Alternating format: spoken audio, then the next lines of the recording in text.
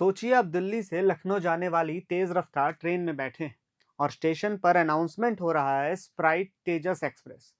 जी हाँ, भारत की एक प्रीमियम ट्रेन अब कुछ समय के लिए एक सॉफ्ट ड्रिंक के नाम से जानी जाएगी। लेकिन इसके पीछे सिर्फ नाम बदलने की कहानी नहीं है। इसके पीछे है इंडियन रेलवेज और आईआरसीटीसी का नया रेवेन्यू मॉडल। तो लखनऊ से दिल्ली जाने वाली तेजस एक्सप्रेस अब स्प्राइट तेजस एक्सप्रेस के नाम से जानी जाएगी। यह बदलाव 19 अगस्त 2026 से लागू होगा और 11 नवंबर तक जारी रहेगा। इस दौरान ट्रेन नंबर 82,501 और 82,502 स्टेशनों पर स्प्राइट तेजस एक्सप्रेस के तौर पर अनाउंस किया जाएगा। अब सवाल ये है कि क्या भारतीय रेलवे ने यह ट्रेन स्प्राइट को बेच दी है?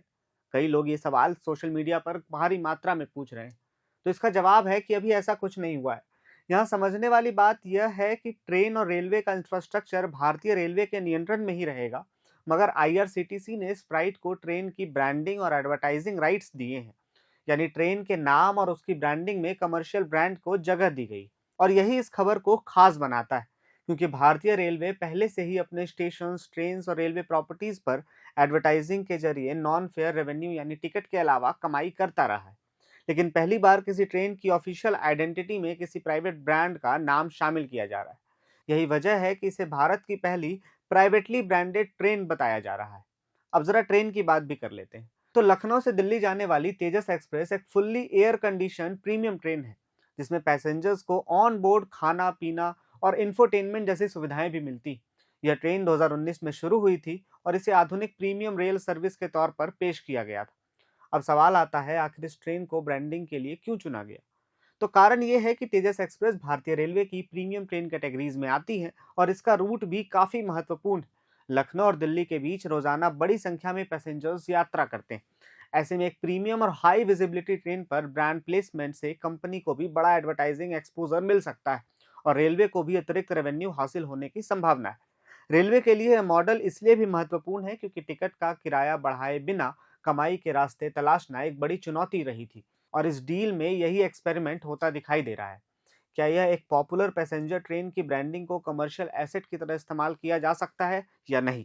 हालांकि यहाँ एक और बात साफ कर दें कि इसे पूरी तरह प्राइवेट ट्रेन समझना सही नहीं होगा, क्योंकि लखनऊ से दिल्ली वाली तेजस एक्सप्रेस को आईआरसीटीसी ऑपरेट करता है, जबकि ट्रैक, स्टेशन और दूसरे रेलवे इंफ्रास्ट्रक्चर का इस्तेमाल भारतीय रेलवे के नेटवर्क के तहत होता है। आईआरसीटीसी इसके लिए इंडियन रेलवेज को हॉलेज चार्जेस भी देता है, यानी जो उसकी सुविधाएं को उपयोग करता है उसके लिए एक किराया के रूप में राशि प्रदान करता है। तो आने वाले समय में अगर यह एक्सपेरिमेंट सफल रहता है तो क्या भविष्य में आपको दूसरी ट्रेन के नामों के साथ भी बड़े ब्रांड्स के नाम सुनाई दे सकते हैं? और किन ब्रांड्स को आप इन ट्रेनों पर सुनना चाहते हैं, हमें कमेंट बॉक्स में बताइए।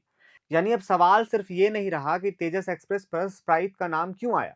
सवाल ये भी है कि क्या भारतीय रेलवे अपनी प्रीमियम ट्रेन को भविष्य में एक नए एडवर्टाइजिंग प्लेटफॉर्म के तौर पर इस्तेमाल करने जा रहा है, क्योंकि ऐसा ही दिल्ली में मेट्रोज के साथ आपने जरूर देखा होगा।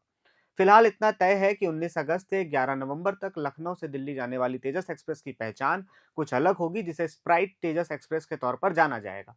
आप इस बारे में क्या राय रखते हैं? ऐसे रेलवेज के एडवर्टाइजिंग के तौर पर आपके क्या विचार हैं, हमें कमेंट बॉक्स में बताइए। मेरा नाम आयुष है, कैमरे के पीछे है हेमंत। देखते रहिए प्रभात खबर। शुक्रिया। प्रभातखबर.com, विश्वास वही, रफ्तार नहीं।